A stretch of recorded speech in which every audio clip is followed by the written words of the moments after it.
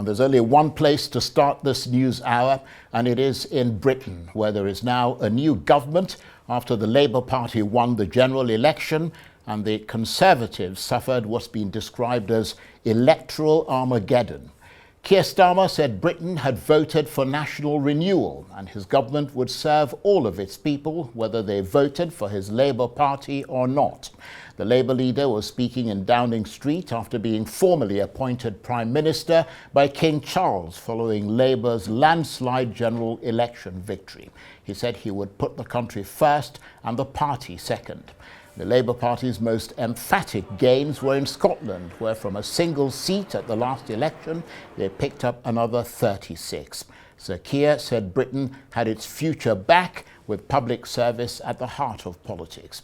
But it's been a terrible night for the Conservatives, who suffered their worst ever defeat. Many of the party's big names have lost their seats, even as Labour hailed a historic victory.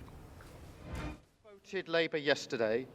We will carry the responsibility of your trust as we rebuild our country. But whether you voted Labour or not, in fact, especially if you did not, I say to you directly, my government will serve you. Politics can be a force for good. We will show that. We've changed the Labour Party, returned it to service, and that is how we will govern. Country first, party second.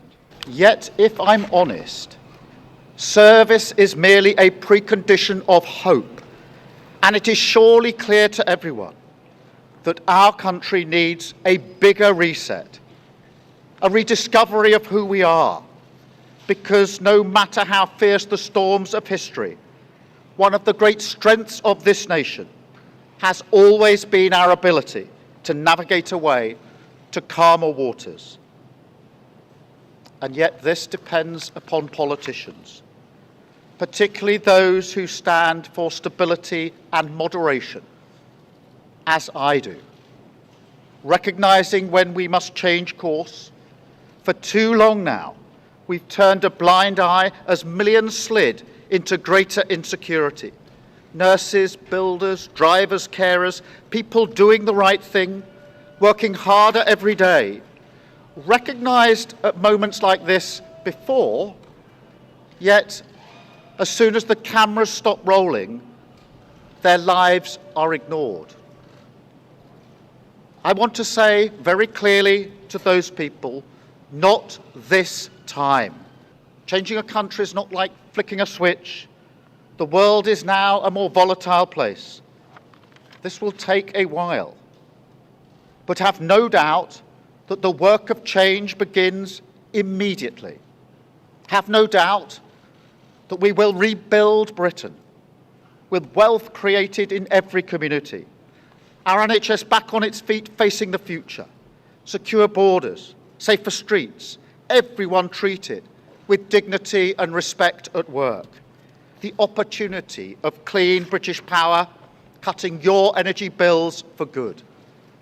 And brick by brick, we will rebuild the infrastructure of opportunity, the world-class schools and colleges, the affordable homes that I know are the ingredients of hope for working people, the security that working-class families like mine can build their lives around. Because if I asked you now whether you believe that Britain will be better for your children, I know too many of you would say no.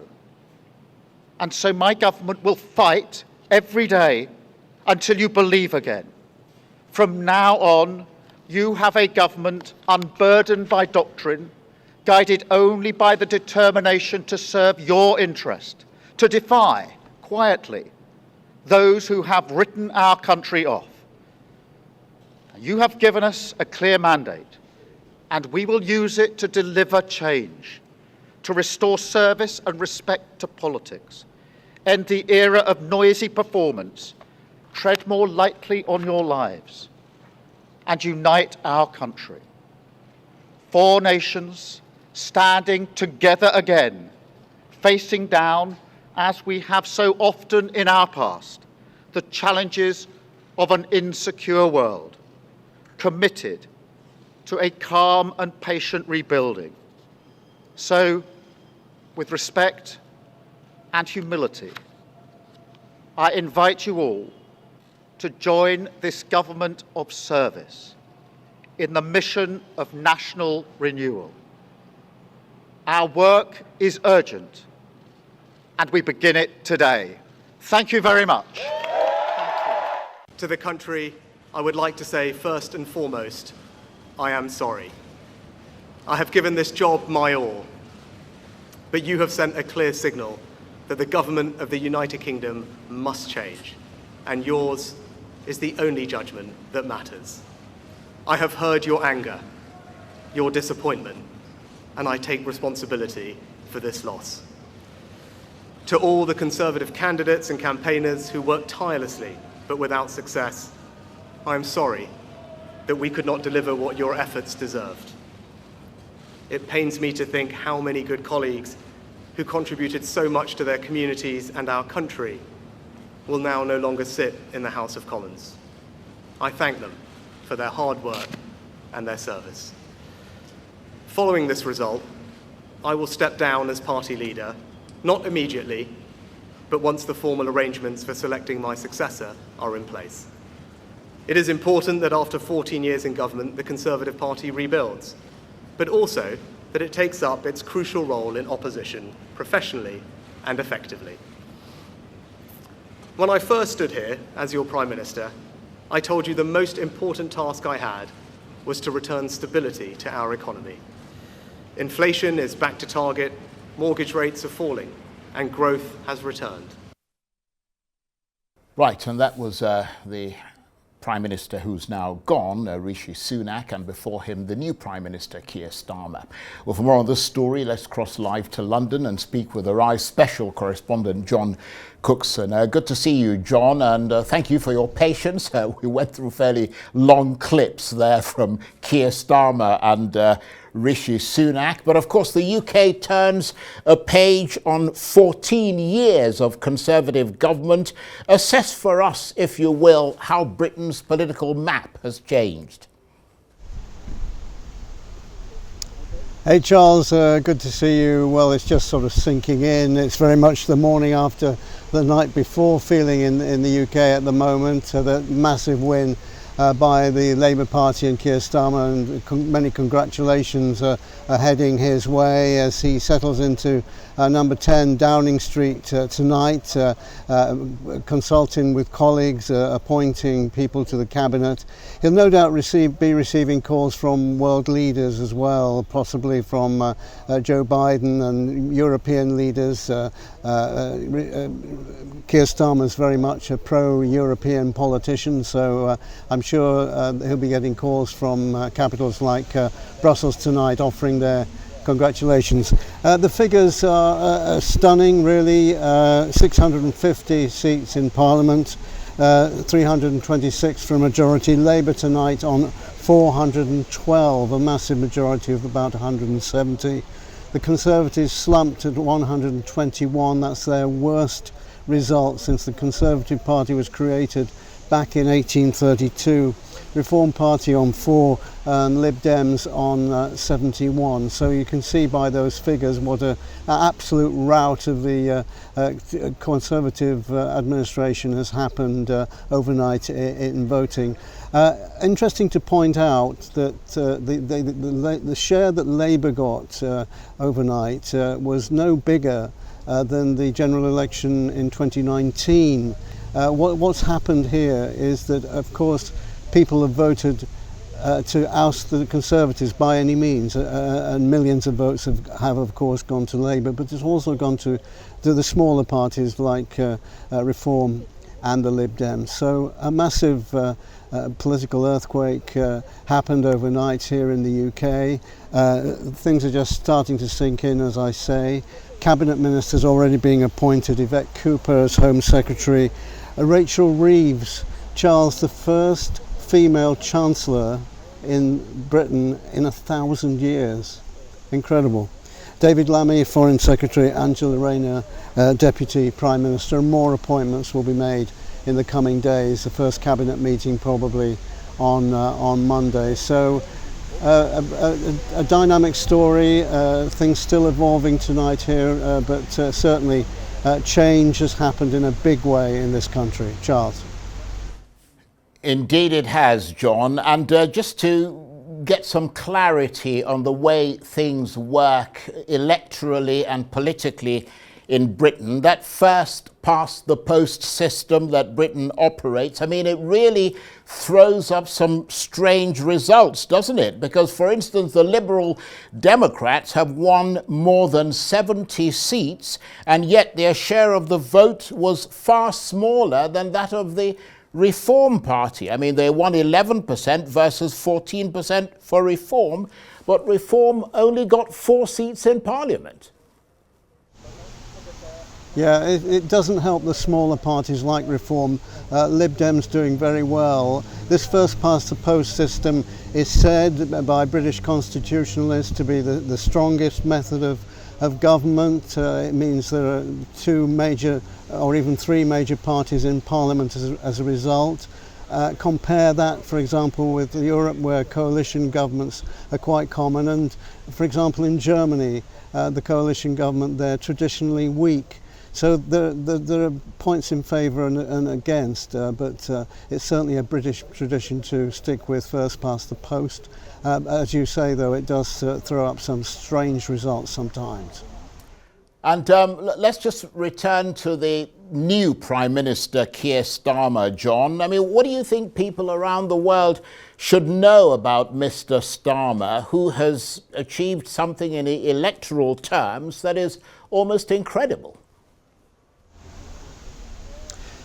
Everyone says, everyone in the Labour Party that is, that is, I'm getting echo back at the moment, MCR, if you could stop that. Everyone says that he's a decent man and has always been a Labour activist since his early teens. He went to university in Leeds and got a law degree. Fast forward a number of years and he became Director of Public Prosecutions here in the UK. He first became a MP in 2015 and then led the party from 2019 onwards. During that time he's purged the party of the hard left elements and also elements which were anti-Semitic. He's 61 years old, he's married with 2 children. We saw his wife Victoria today. The children are going to be kept in the background, I'm sure. They've never been photographed publicly, and the Starmers want to keep it that way. As far as a leader is concerned, he's not hugely popular as a personality. He's much more better at home, behind a desk, directing things, a bit of a bureaucrat, and arguably that's what the UK needs at the moment to try to sort out the mess. They don't want some flamboyant figure like, for example, Boris Johnson living in a world of chaos. So a steady hand on the tiller, I think, is the best way to describe it, Charles. And John, just turning to the Conservatives, as you mentioned there, the results for them absolutely disastrous, possibly the worst in the party's history, and its losses were compounded, as you mentioned, by the rise of the populist Reform Party. I understand that many Conservatives are now wanting their party to move more to the right in the wake of that thumping defeat.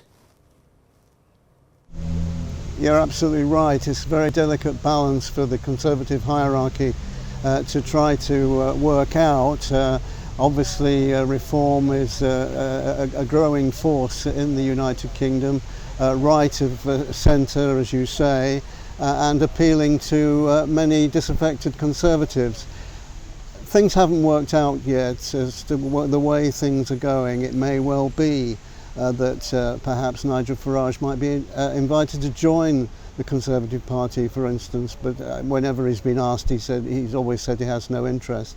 But what politicians say one day, they contradict themselves the next. So things are very much in development at the moment as far as the Conservatives are concerned. They're in shock at the moment for this massive disaster of an election for them. And looking back, Charles, back 2019, the Tories had a thumping win under Boris Johnson with an 80-seat majority. Who would have thought that they'd be in this position today? Because back then they were talking about a two-term Conservative government, and look what's happened. Charles.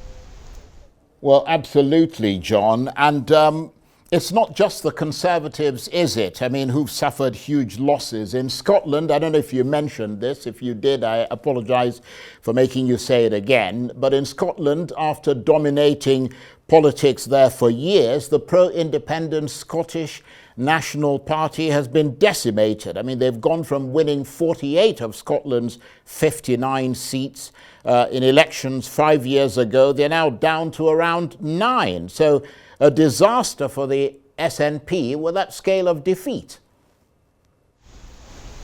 Yeah, 9 or 10, I think, Charles. John Swinney, the leader, saying today that the Scottish National Party has to regroup and rethink and see what direction it's going in. Certainly Scottish independence been set back years now with this massive defeat of the SNP.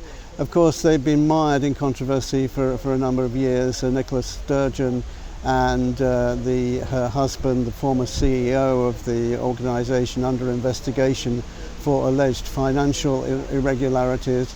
And there are big issues in Scotland, like the state of the health service. So it came as no real surprise that the SNP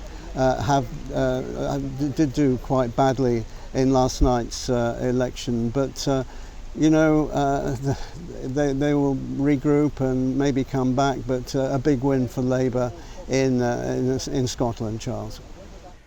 Indeed, John, the Labour Party winning the British general election, landslide victory, Kier Starmer now the new Prime Minister. John, do stay with us because we want to get your steer on this next story. Across the Atlantic, an heiress to the Disney fortune has said she'll withhold donations to the Democratic Party until President Biden withdraws from the US presidential race. Abigail Disney, who's been a long-standing Democratic donor, said this was realism, not disrespect. She said Mr. Biden was a good man who had served his country admirably, but she said the stakes were now too high. If Joe Biden doesn't step down, she said, the Democrats will certainly lose. Mr. Biden has insisted that he's staying in the race. In the next few hours, he has a crucial primetime interview which Americans will be scrutinizing very closely. But correspondents say these words and action from Abigail Disney show that this crisis for the Democrats isn't going away. And our special correspondent John Cookson is still with me on the line from London. What do you make of these latest developments, John? I mean, does it look like any of it is going to dislodge Mr. Biden? It's looking very difficult, isn't it? I mean, we've said this night after night. Why on earth hasn't he stood down already? And the pressure building tonight for him to do so. As you say, there's this important ABC TV interview with George Stephanopoulos tonight. It hasn't been recorded yet. The plan was to release parts of it tonight and then the whole interview on Sunday. I understand now that the whole interview is going to run tonight at 1 a.m. UK and Nigeria time, and in normal times ABC will be asking Biden about foreign policy and big issues in America like the economy and abortion, and instead they'll be focusing on his health and questions about his mental ability.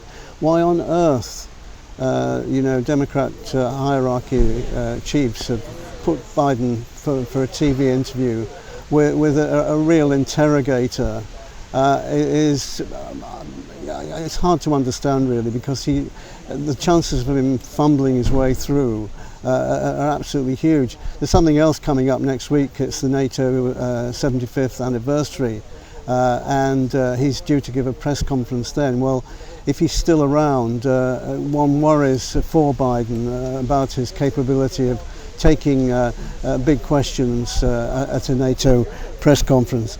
I'm hearing tonight, Charles, that in fact things are so big behind the scenes that Kamala Harris, who is a front runner for many Democrats on the ticket, is being asked who would she like as a running mate. It's got as far as that. Now surely this is getting back to Biden. There's one US outlet saying that Biden is considering his position, but that's only one, and it's all based on rumor and insiders who are anonymous. So things have yet to play out. Where are we today? Friday. I'd be amazed if he hadn't stepped down by Monday morning, but we'll have to wait and see. John, thank you very much indeed. John Cookson is a RISE special correspondent. He was talking to me on the line there from London.